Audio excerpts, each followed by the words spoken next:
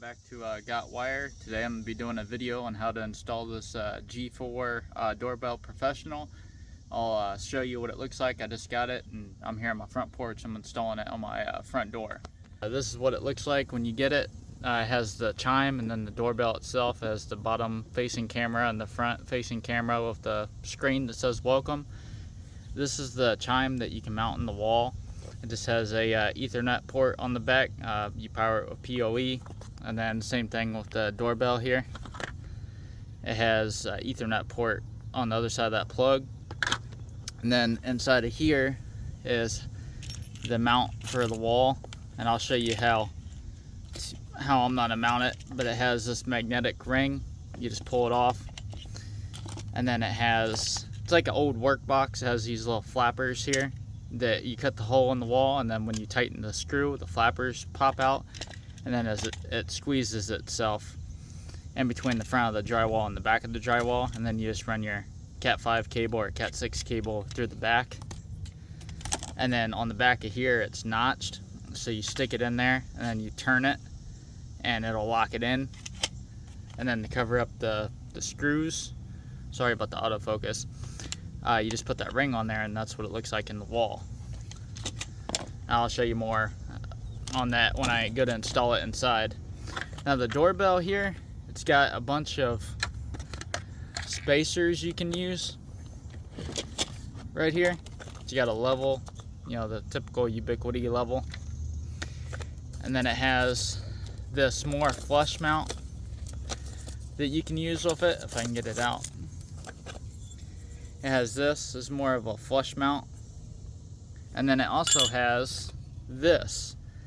So if you don't have a hole like what I have on mine, because I'm using a paddle bit and drilling inside there for the Cat 5 cable or Cat 6 cable, you can put this on and it sticks off, you know, kind of far. But if you wanted to try to flush mount it and not dig a hole into your house, this will give you enough space for the Ethernet cable. But what I'm gonna try to do is use this flush mount and notch it out and then stick it on there. That way it'll be more flush mount on my siding. So right now I'm just trying to, this template here, if you use the template, you can trace that out, and then that's how you know how much wood to cut out. That way the mount here on the back, that part that sticks out, you can get it to go inside your wood. Now if you have masonry, you know, if you have brick, this is probably the one that you want to use. That way you can just stick that on the brick and then have enough, hopefully you got enough space inside of here for the Ethernet cable. This mount right here, it'd probably work out better for you if you had brick. It's just straight up and down. Now it does have the mount.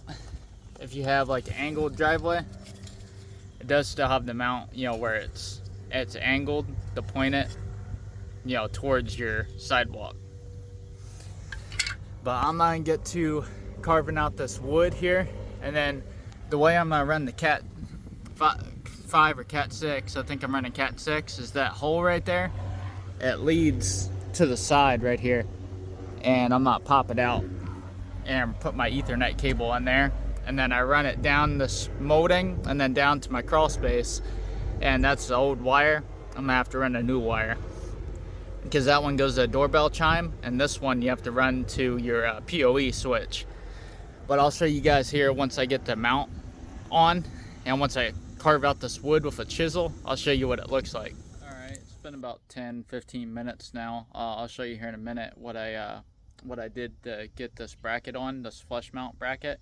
Now I have wood, so it's probably way easier with wood. Now if you have brick, you'll probably have to use that other bracket that's spaced off the wall.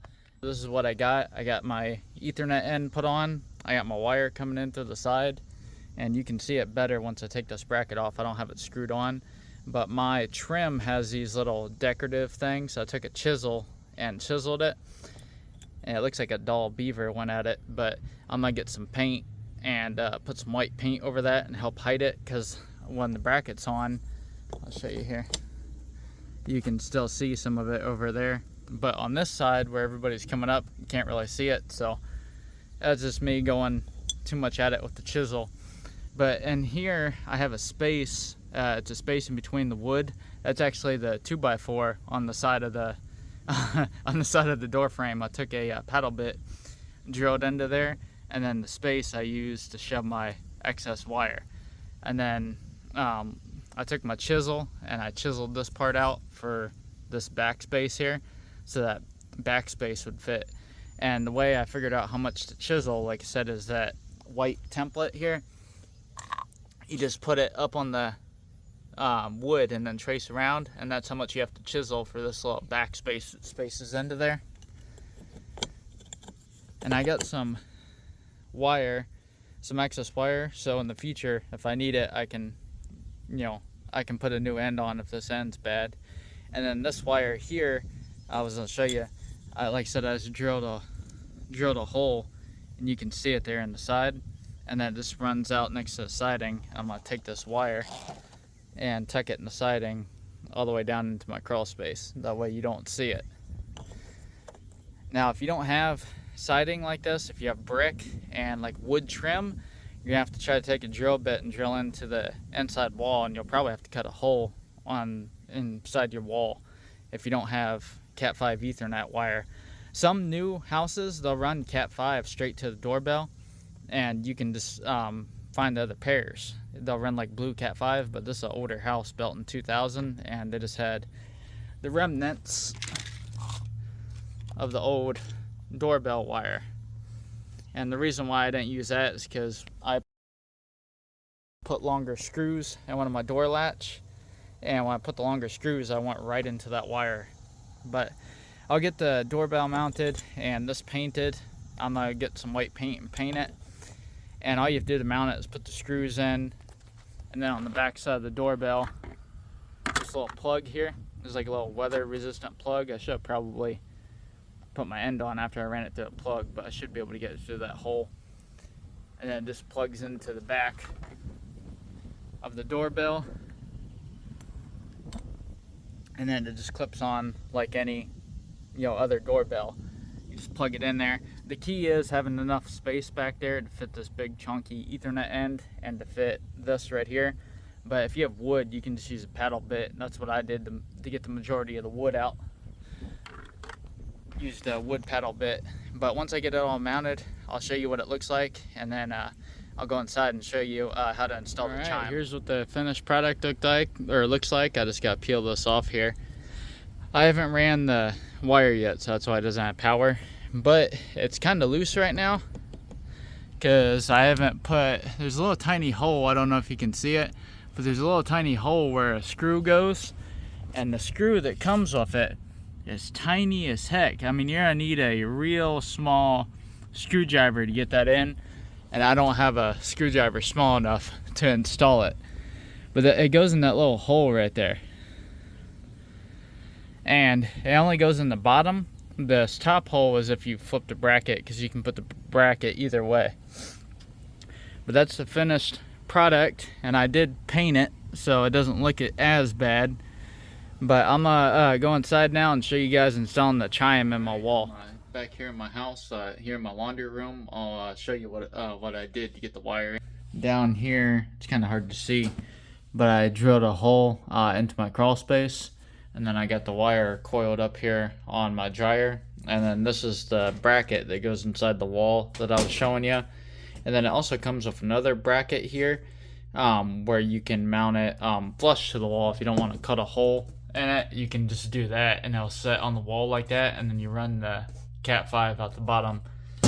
But you can see my doorbell wire that I ran next to that one. I'm gonna run it up and then pop it through the wall. There's my doorbell transformer I got unhooked for the old doorbell, and I'm gonna run the new wire through the wall, and then on the other side of the wall I'm gonna stick it up there on my living room wall and have the chime set into the wall. There was something up there. Oh, that was the old doorbell chime. I might stick it where the old doorbell chime was, where the paint's all messed up there. But I'm gonna get the hole cut on the other side here.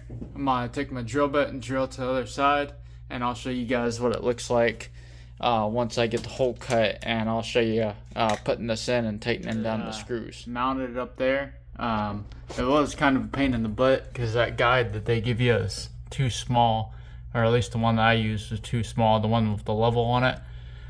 But this is the magnetic ring. It just clips onto there.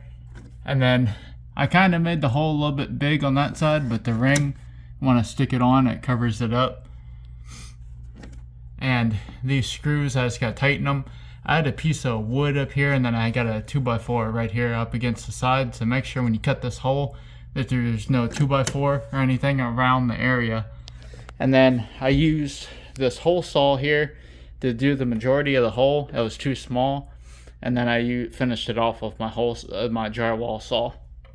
And then I got my punch and my hammer because there's a nail on the side of the stud I had to hit.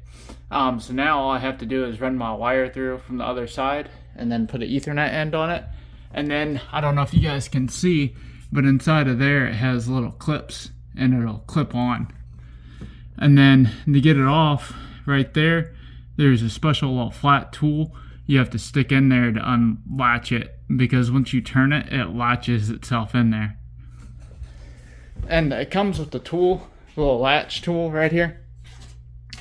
It comes with the little latch tool, and on here, see that little slot, you just stick it in the slot and it'll make it so you can unlatch it. So once you get the Ethernet end on, I would test it out before I'd stick it in there and twisted it, because in order to unlatch it, you have to take that thing out of the wall and stick that in there. And this template right here, I think it's just for this.